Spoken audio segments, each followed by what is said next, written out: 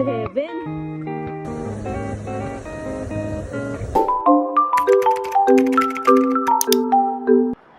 Hey everyone! This is again your TL Sue, and welcome to my life!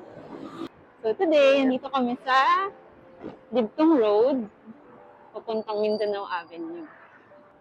Pupunta kami ngayon sa Laguna. It's 10 a.m. na. Ang aga namin bumiyahe, di ba? Kung saan man sa Laguna kami pupunta, actually wala talaga kaming concrete plan, pero tatry namin sa Louisiana.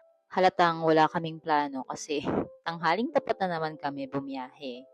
At sa mga gustong mag-south o bumiyahe pa Maynila pero ayaw maranasan ng traffic sa MacArthur, pwede po kayong dumaan dito sa Libtong, sa Service Road. Ang labas nyo na po ay Valenzuela, Paso de Blas.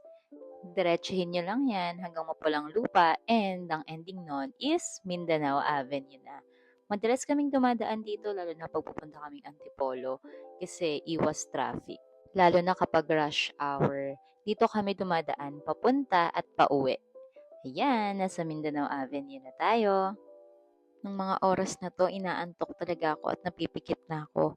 At pagdilat ko, ayun, pa-Antipolo na kami. O, diba? Ang bilis. In 50 minutes, nandito na kami sa Masinag. Nakita niyo ba yung traffic? OMG! Time check! 11:06. Feeling ko ang bilis namin kasi 10 a.m. nasa Libtong pa lang kami. Tapos ngayon, paboso-boso na kami. 11:06 a.m. pa lang. Halos isang oras lang, di ba? Pero sabi niya, ang bagal daw namin. Touchdown! Boso-boso!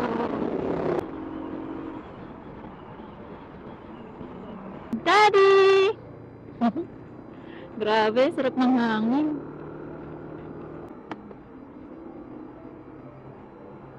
Makikita niyo ba yan? Ang ganda, di ba? I don't wanna wake up in the street, baby. I don't wanna wake up in the street, baby. Woo! Ganda, daddy. Yeah, boy.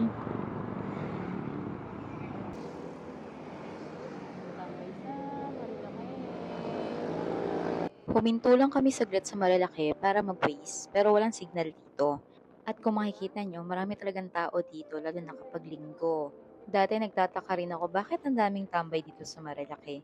Pero masarap tumambay dahil sariwa yung hangin, makakakita ka ng iba't ibang klasing motor, at madalas big bike. Yung iba dyan, naghihintay na may sumemplang. Cheers! Dito kami mag-lunch.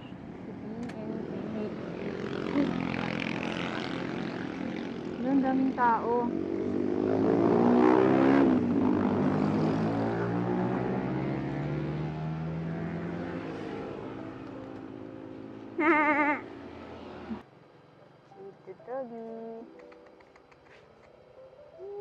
At ayan, umu-order na siya. Iisa lang naman kami ng order. Ito nga pala yung menu sa B&K. Marami kayong pagpipilian.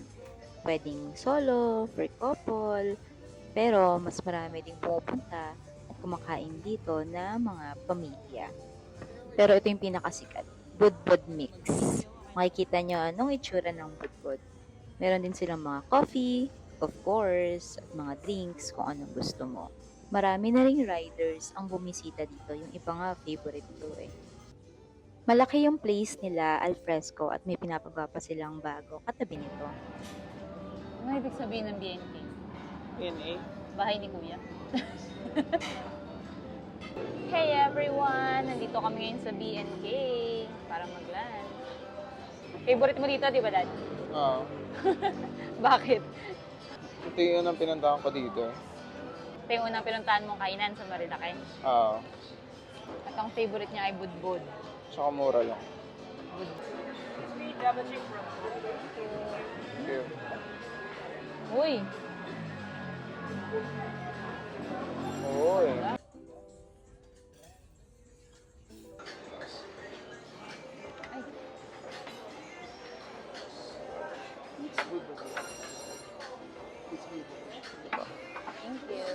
Eto nga pala ang mixed budbod. Meron ka ng adobo rice, liempo, shanghai, tapa, itlog, kamatis at pipino. Kain tayo.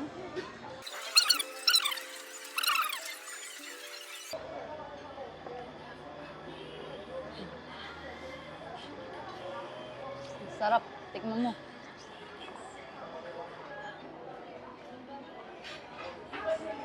Hmm? Hindi siya yung puro tamis lang. Oo, may kape.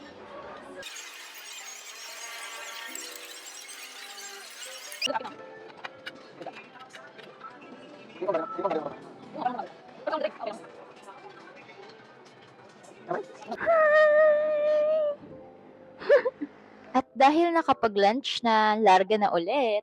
At ang ibig sabihin pala ng BNK ay budbod ni Nanay Kaling.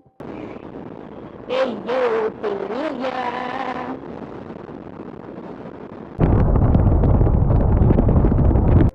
Dito din sa Pililya, marami rin kayong pwedeng kainan with the magandang overlooking view ng lake at mga bundok. Ito pa yung isa na pwede niyong puntahan. Tabi-tabi lang naman halos sila dyan.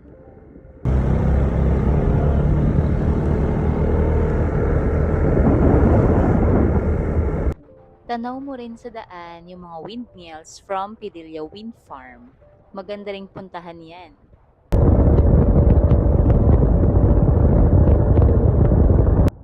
Touchdown! Mabitak, Laguna!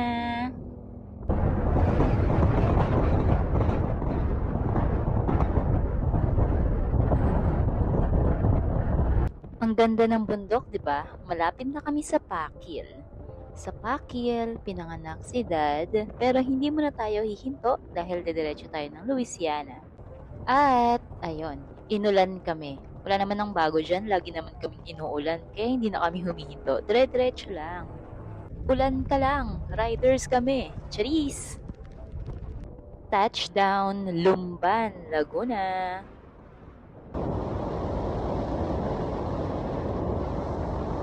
At pagdating namin sa Pagsanhan, umaraw naman ulit. O, 'di ba? Sabi sa inyo eh. And here's on the right is the Pagsanhan Municipal Hall. Tignan nyo naman, 'di ba? Lumang-luma pa rin yung style niya. And on the left is the Pagsanhan Falls. Pero hindi tayo dyan pupunta. Dediretso pa tayo ng Louisiana. At inulan na naman kami. Ayun, nakarating na kami dito sa Hulugan Falls. Pagpasok niyo pa lang doon, may mga tour guide na nakaharang sa inyo. Yes, required ang tour guide. At babayaran nyo ang pamasahe niya papuntang Hulugan Falls, which is 20 pesos. 500 pesos naman ang bayad sa tour guide, fixed kahit grupo kayo o dalawa lang kayo. At bago pa man kayo pumunta ng Hulugan Falls, meron munang registration and orientation. She is Ate Lea nga pala ang aming tour guide. And you need to sign a waiver. Malalaman nyo mamaya kung bakit. Bawal po ang merong medical condition or kung hindi nyo kaya, wag na kayong tumuloy. If may sasakyan kayo, iiwan nyo siya dun sa registration at magta-tricycle kayo pababa sa Hulugan. Pero lalakad pa ng 30 minutes. At dito na nga magsisimula ang lahat. Going down the hill. Mukha pang maayos yan. Mamaya makikita nyo. Hi, Dad. Babaan na.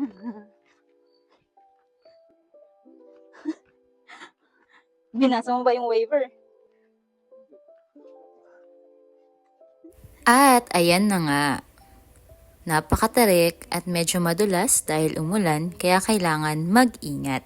Siya nga pala, 3 falls dapat ang pwede niyong mapuntahan. Isang Talay Falls at Hidden Falls at Hulugan.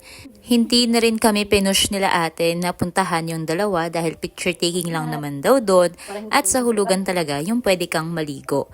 At dahil mag-aalas 4 na din. So kung pupunta kayo, agahan nyo na din para masulit nyo. Pero syempre, dagdag oras ng lakad.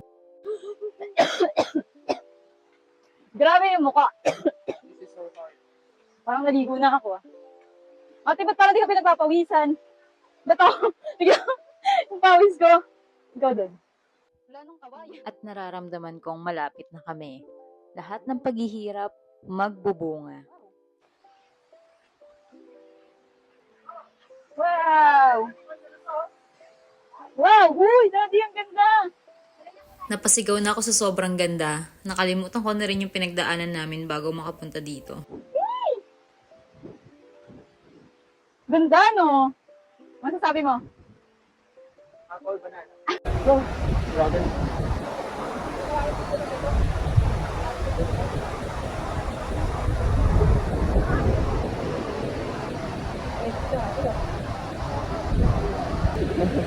Grabe, oh.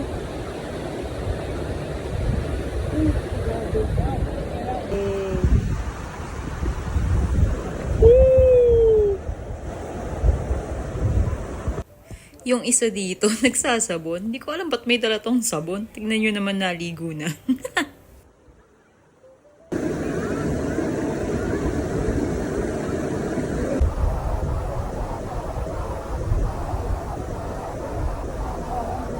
Alam nyo ba, ito na yung huling video na malinaw na makikita sa phone ko nung nandito pa kami sa falls.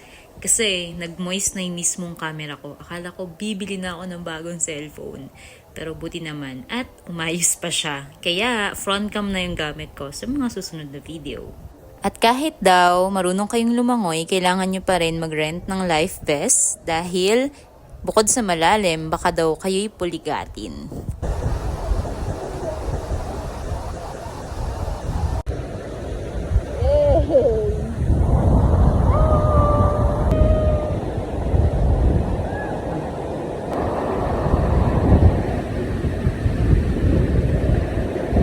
Sa sobrang ganda ng Hulugan Falls, ayaw na namin umuwi.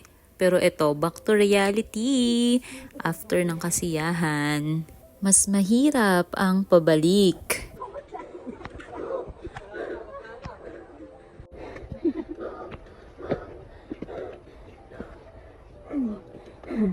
Mas mahirap akyat.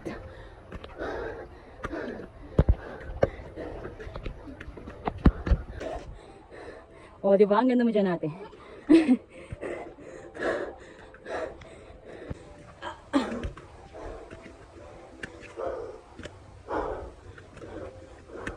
Stairway to heaven.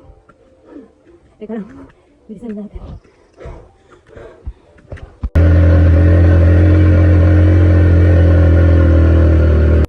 Kamusta ang hulugan?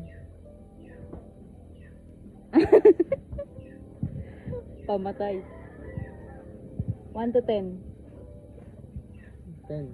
11 pa nga. 11. Grabe, ganda. Sorry. Worth it. Worth it yung mamamatay ka sa pagbaba at pag-akit. Grabe. May ano nga ako dun eh. May, di ba sa pagbaba natin, may nakasalubong tayo. Yung nakasalubong natin, ano siya, parang train talaga siya. Macho, maganda yung, maganda yung legs. Narinig ko, hinihingal. Sabi ko, wala, ba't siya hinihingal? Ito nga pala si Ate Leia. Thank you, ate. Thank you po. Thank you po. Thank you. Bye-bye. Next time ulit.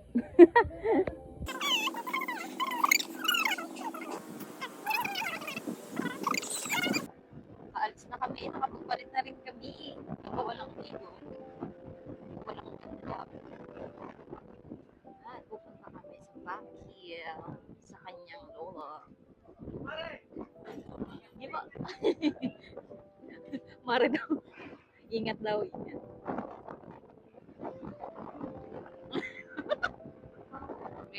May kumpare pa lang. Balik kaming Pagsanhan to Pakil. 1 oras din ata ang biyahe. Di na lang din kami nagpants at kung ano na lang masuot namin papuntang Pakil. Kami sa Pakil. Withdraw lang kami. Parang hirap naman lumikudo. Tinanggalan ng ano.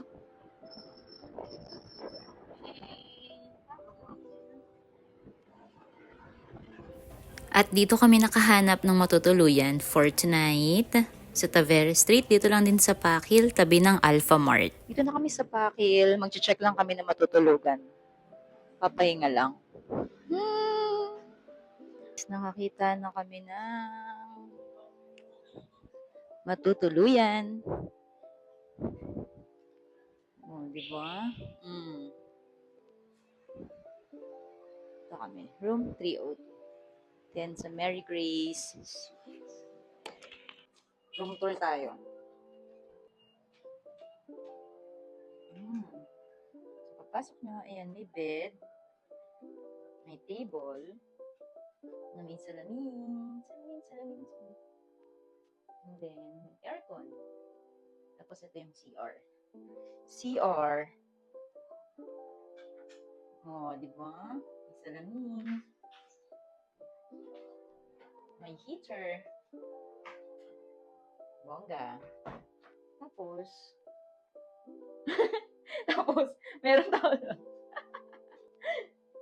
Ito. Meron silang pagganto. May lababo dito. Tapos, yan, mini balcony lang. Di ba? Yun. Pag umaga, maganda yan. Yun lang. This is for 1K only. Pwede na, no, Dad? Oh, ha? Tulog na. Pwede na rin kayo magpa-deliver ng food kung ayaw nyong bumaba. Meron din silang wifi at ayan yung Facebook page nila at phone number. Pwede na rin kayo magpa-laundry kung galing kayong rides. Nakapagbaba na kami ng gamit. At muna tayo sa lola mo. At may pista. Ano kaya meron? Saray. Saray mo daw?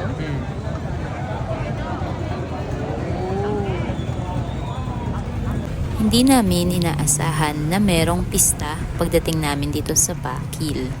At umikot na nga lang din kami dito sa simbahan para makarating kami sa bahay ng lola niya. Ayan, malapit na kami. Bibisitahin lang namin si lola, magdi-dinner, at magpapahinga. Maraming salamat sa pakikiride sa amin today and sana nag-enjoy kayo at mapuntahan niyo rin ang Hulugan Falls. Bukas may pupuntahan pa tayo bago umuwi. So see you tomorrow!